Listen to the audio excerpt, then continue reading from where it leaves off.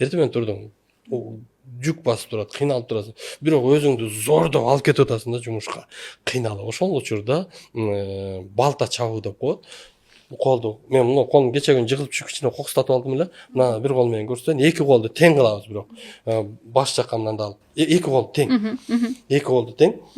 Воздухту чыгарганда балтаны чабабыз.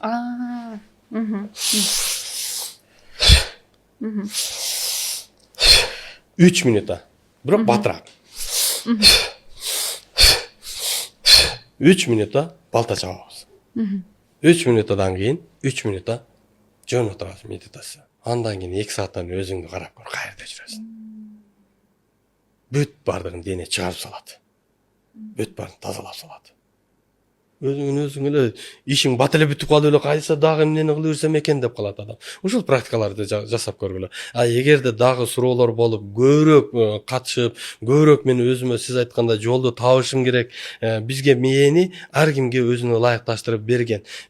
Сенин мээң өзүңө керектүү гана нерсе ойлонот. Мен поварлык жөнүндө ойлонбойм. Бирок иштегем. Машинанын запчасты тууралуу ойлонбойм. Себеби мага анын кереги жок. Мага ой сала берет. Адамдын ден соолугуна жардам бере аласың. Только ошол жөнүндө эле ой келе берет. Сага ойду Кудай таалам жөндөн салбайт. Өзүңдү таппай аткан болсоң, ушул дем алуу практикаларын колдонгондо өзү эле жолдон ачып берет. Сен эмнеге колуңан келет? Эмне турат? Кайсыл жактан кимге кандай жардам бере аласың? Сен жазган китепти окуган адам эмне ала алат?